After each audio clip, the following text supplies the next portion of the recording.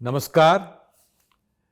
मेरा नाम है अमिताभ श्रीवास्तव और स्वागत है आप सबका हमारे इस विशेष कार्यक्रम नई धारा एकल में। इसमें हम हर बार मिलते हैं किसी जाने माने अभिनेता या अभिनेत्री से और सुनते हैं उनकी पसंद की किसी साहित्यिक कृति का एकल पाठ।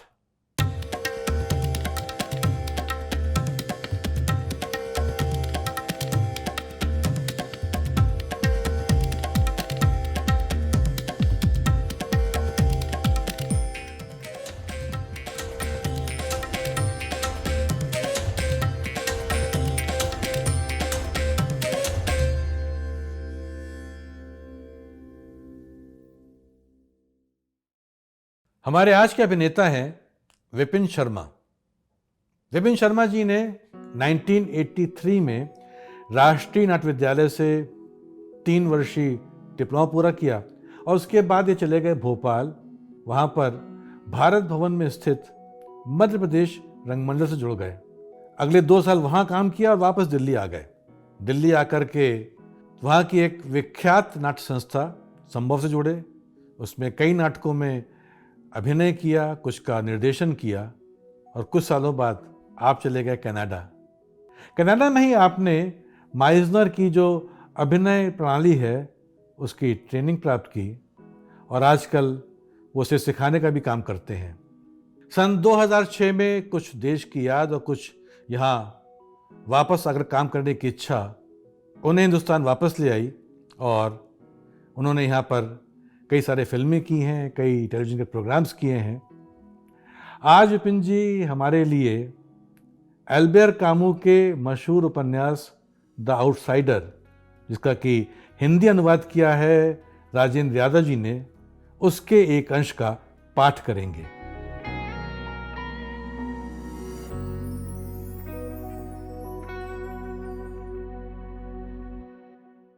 कामू के इस मशहूर उपन्यास का प्रकाशन 1942 में हुआ था और इसका जो मुख्य पात्र है मैसो, उसकी माँ रहती है वृद्धाश्रम में जहाँ उसकी मृत्यु हो जाती है।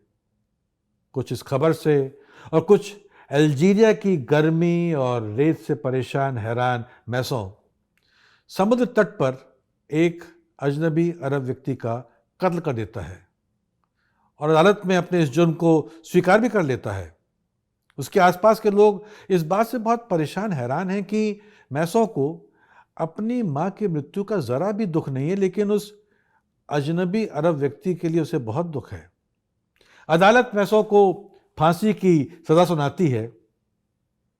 अब मैसो अपने जेल की कोठरी में बैठा हुआ प्रतीक्षा कर रहा है उस घड़ी की जब उसे फांसी देने के लिए ले जाया जाएगा। उसके मन में क्या चल रहा है, क्या उद्वेग हैं, क्या विचार हैं, उसे प्रस्तुत कर रहे हैं विपिन शर्मा हमारे लिए। एक अखबार ने किसी प्रसिद्ध अपराधी के फांसी लगने के अवसर पर सचित्र लेखमाला दी थी। उसी में ये तस्वीर भी छपी थी। यहाँ तो गंडासे की मशीन जमीन पर ही खड़ी थी और जितनी चौड़ी मैंने सोच रखी थी उससे काफी कम चौड़ी थी।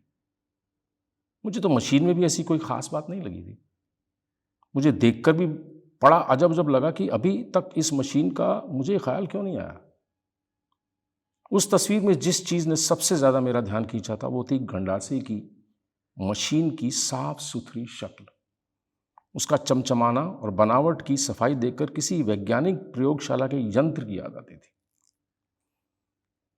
आदमी जिसके बारे में कुछ नहीं जानता उसे खूब बढ़ा चढ़ाकर सोचता है, लेकिन इस समय मुझे मानना पड़ा कि गिलोटीन से गर्दन काटना तो बड़ा ही आसान और सीधा है। जिस धरातल पर आदमी खड़ा होता है उसी पर मशीन होती है और वो मशीन की तरफ इस तरह कदम कदम बढ़ता है मानो अपने किसी जान पहचान वाले से मिलने जा रहा हो। लेकिन एक तरह से ये भी गुनाह बेलज्जत ही है। मचान पर चढ़ना अर्थात दुनिया को नीचे छोड़कर ऊपर उठना। कल्पना को कुछ तो सहारा देता होगा और यहां तो ले देकर मशीन ही सब पर छाई रहती है। हल्की सी शर्म लेकिन बेहद कुशलता के साथ अपराधी को पकड़ा और निहायत होशियारी के साथ उसकी गर्दन उड़ा दी।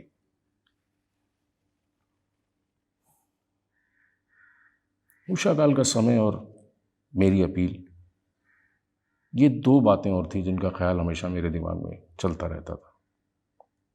यूं कोशिश में भरसक करता था कि अपने मन को इन विचारों से हटाए रखूं। चित्त लेट जाता और मन को खींच खींच कर आकाश का अध्ययन करने में उलझाए रखता। रोशनी हरी पड़ने लगती तो जान लेता कि अब रात होगी। विचारों के प्रवाह को भुलाए रखने के लिए दूसरा काम मैं अपने दिल की धड़कन सुनने का करता। सोच ही नहीं पाता था कि इतने दिनों रात दिन मेरी छाती से लगी रहने वाली ये नन्ही मुन्नी धड़कनें कभी एक दिन सहसा बंद भी हो सकती हैं। कल्पना कभी मेरे स्वभाव का प्रमुख गुण नहीं रही। फिर भी मैं देख लेने की कोशिश करता कि एक दिन जब मेरे दिल की ये धड़कनें मस्तिष्क में ध्वनित प्रतिध्वनित होनी बंद हो जाएंगी तब मुझे कैसा लग रहा होगा। लेकिन दिमाग काम ही नहीं करता था। वहाँ तो उषाकाल और अपनी अपील छाई रहती और तब ये मानकर मैं हथियार डाल देता कि विचार प्रवाह को प्राकृतिक मार्गों से जबरदस्ती हटाने की कोशिश करना सरासर बेवकूफ़ी है। इतना मुझे पता था कि बुलावा हमेशा सुबह तड़के ही आता है, इसलिए सारी रात सचमुच पौ फटने की राह में जागते ही बीतती। मुझे कतई अच्छा नहीं लगता कि अचानक कोई बात हो और मैं ठगा सा रह जाऊं। चाहता हूं मेरे साथ कुछ भी क्यों ना गुजरे, मैं हमेशा कमर कसकर तैयार रहूं। इसलिए दिन में जब तब झपकी लेने और रात भर जागकर काले आसमानी गुंबद में पौ फटने के पहले आसार खोजने की आदत डाल ली थी। सबसे अधिक कष्टप्रद समय मेरे लिए रात का वो धुंधला अनिश्चित पहर होता था जब कहा जाता है बुलाने के लिए आते हैं वो। एक बार तो मैं आधी रात से ही कान खड़े करके आहट लेता रहा। मेरे कानों ने इतनी तरह की आवाज़ें, इतनी हल्की हल्की आहटें शायद इससे पहले कभी नहीं सुनी थी। लेकिन इतना कहूँगा कि इस मामले में गनीमत यही रही कि इस बीच मैंने कभी किसी के कदमों की आहट नहीं सुनी। माँ कहा करती थी कि आदमी कैसे भी बड़ी से बड़ी मुसीबत में क्यों ना हो, उसका मन सहारे के लिए सुख की कोई ना कोई किरण जरूर खोज निकालता है। रोज सुबह तड़के ही जब आकाश रोशनी से जगमाने लगता और मेरे कमरे में प्रकाश का ज्वार उमड़ता, उस क्षण मुझे उनकी ये बात सही लगने लगती, क्योंकि उस समय किसी के भी कदमों की आहट सुनाई पड़ सकती थी और हर पल मुझे लगता था कि अब मेरा दिल टुकड़े टुकड़े हुआ।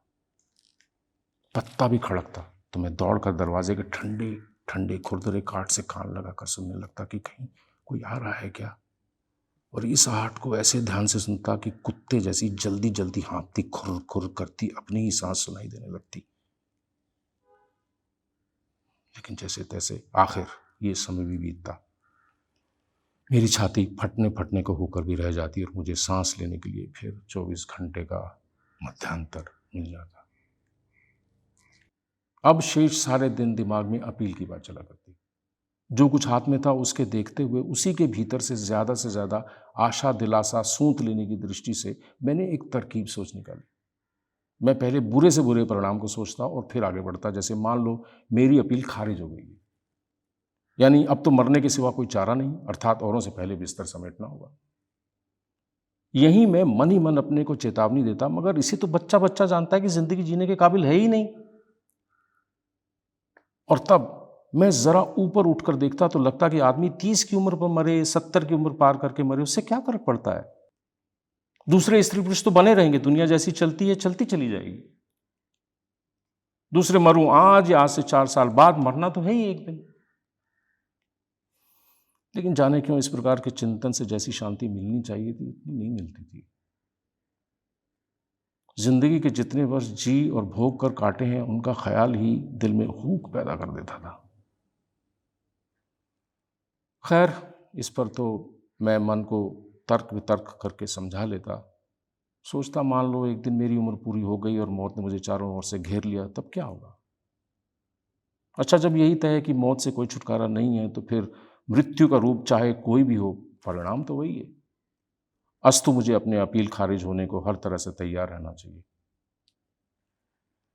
लेकिन इस अस्तु तक आने की तर्क प्रणाली को बीच में ही बिखरने न देना कोई आसान काम नहीं था। इस प्रकार जब इन सारी स्थितियों के लिए मन को तैयार करता हुआ मैं इस जगह आ पहुंचता, तब कहीं जाकर अपना ये अधिकार मानता, यानी मन को इतनी छूट देता कि अब दूसरी बात पर विचार कर डाला जाए कि अच्छा मान लो, मेरी अपील मान ली गई। उस समय तन मन में जो आनंद और उल्लास का फव्वारा फूट पड़ेगा, आंखों से आंसू बहने लगेंगे, उस सब को संभाल पाना भी तो एक मुसीबत होगी। लेकिन चाहे जो पसलियों को तोड़कर बाहर आते दिल पर संयम रखने और अधीर मन को संभालने का काम करना तो पड़ेगा ही, क्योंकि अपील मान लो स्वीकृत भी हो जाए, फिर भी इस प्रकार की संभावना तक आने के लिए विचारों को कोई क्रमबद्ध श्रृंखला तो देनी ही चाहिए, वरना अपील खारिज हो जाने वाली पहली तर्क प्रणाली के सामने इस आशा का आधार बड़ा लचक लगेगा।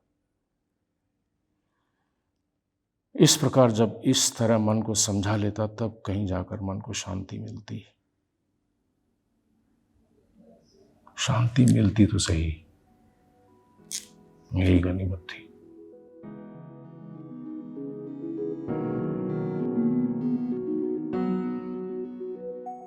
बड़ा अच्छा पाठ किया विपिन जी ने।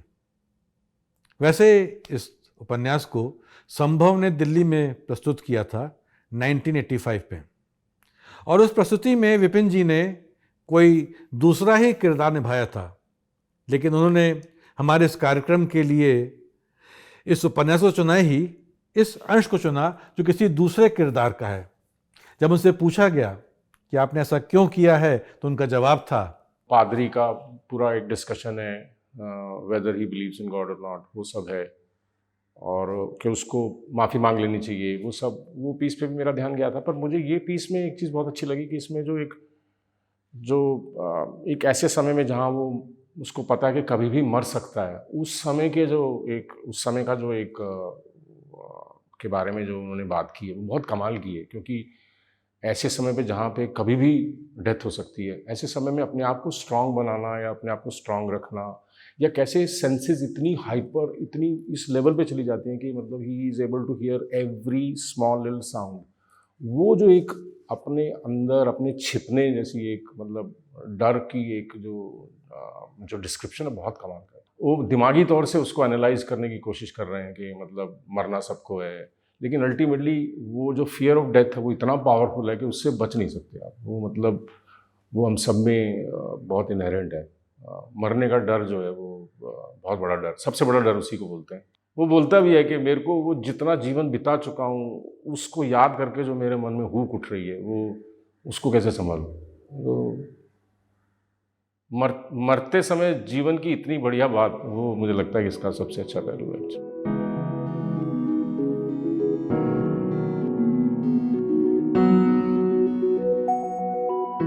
तो दोस्तों, ये थी हमारी आज की प्रस्तुति। अगली बार मिलेंगे हम जानी मानी अभिनेत्री सीमा पाहवा जी से। आप लोगों से अनुरोध है कि जुड़े रहिए हमारे नई धारा के YouTube और सोशल मीडिया चैनल से। चलिए फिर मिलते हैं। नमस्कार।